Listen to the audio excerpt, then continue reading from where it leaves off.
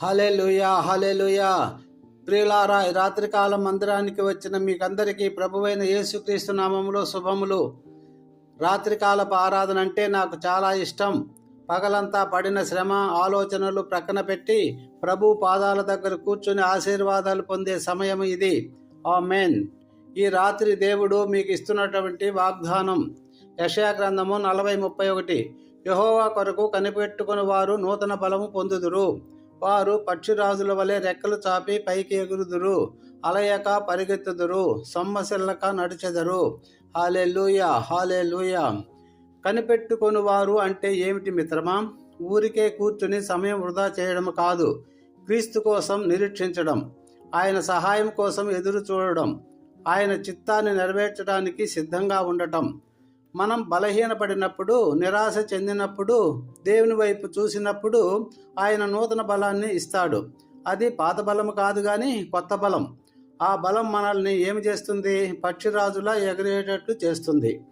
బైబిలులో ఉదాహరణ యోసేపు జీవితమును జ్ఞాపకం చేసుకోండి.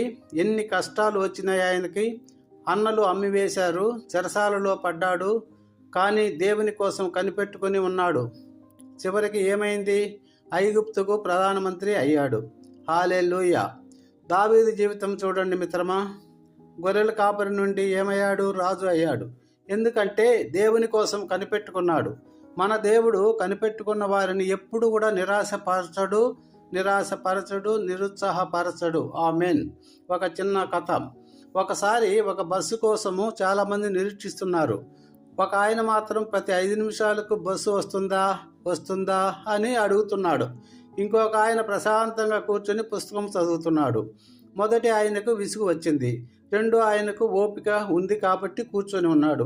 మనము దేవుని కోసం కనిపెట్టుకునేటప్పుడు ఆ రెండో వ్యక్తిలా ఓపిక కలిగి ఉండాలి.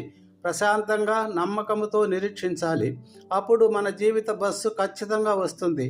ఆ బస్సు మన బస్సు ఇలాంటి బస్సు కాదు కానీ ఆశీర్వాదాల బస్సు. మనకు ఆశీర్వాదాలను బహుగా తెస్తుంది. హల్లెలూయా. మిత్రమా, ఈ రాత్రి నీవు అలసిపోయావా? నీ బలము సన్నగిల్లిందా? నీ సమస్యలు నిన్ను కుంగతీస్తున్నాయా? ఈ వాగ్దానం నీ కోసమే. ప్రభువు కోసం కనిపెట్టుకో. ఆయన నీకు నూతన బలాన్ని ఇస్తాడు. నీ సమస్యలపైన ఎగిరేలా చేస్తాడు. నీ బాధలను దాటి పరిగెత్తేలా చేస్తాడు. ఎప్పుడూ సొమ్మసిల్లకుండా నడిపిస్తాడు. హల్లెలూయా హల్లెలూయా. ముగింపు ప్రార్థన.